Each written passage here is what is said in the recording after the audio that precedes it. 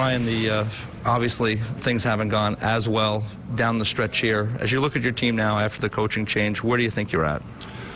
Well, it's been bewildering for us as an organization because 3 weeks ago we were in the 8th spot. I think we had a 3-point cushion in games in hand, and then the wheels just fell off. So I think it's been very unsettling for our team. I think the coaching change has helped. As good a coach as Ron Wilson was, I think it was time for a change. We're in almost every game we play. Our work ethic is good. Our systems are tightening up. Our goaltending's improved.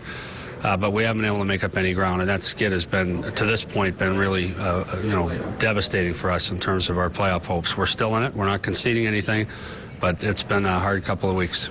What are you learning from some of the younger guys in your group that maybe haven't gone through this before? Do you learn anything from this? Yes, you do. I think I really believe you learn from adversity, and our players haven't quit once. They haven't stopped working. They haven't stopped listening to the coach. So I'm encouraged by that. We have the second youngest team in the league. We didn't blow it up at the trade deadline. We could have moved 4 guys for first-round picks. We kept the group together because we believe in these assets that they're either the guys who are going to get it done or assets we can turn into the guys who are going to get it done. And so we stayed the course, and we do have some real bright spots in there. Gardner's been, Jake Gardner's been a bright spot. Matt Fratton's a young player, is going to be a real good player. Our second line has come to life, and Mikhail Grabowski's been great. Phil Kessel's been great. Lupul's been great. He's hurt right now. So, Dion's been a wonderful captain. So we feel we've got some building blocks in place that we need to take the next step. Now the question is what we can do to add to that group.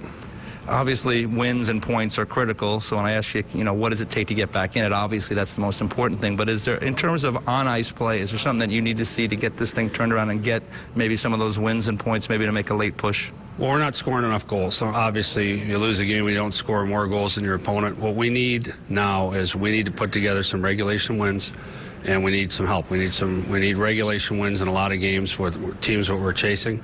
The 3-point games are fatal. They're wonderful for the fans, wonderful for fan interest, wonderful for parity, but they're fatal if you're trying to make up ground. And we've got to start winning games in regulation, or it's going to be tough. Thanks, Brian.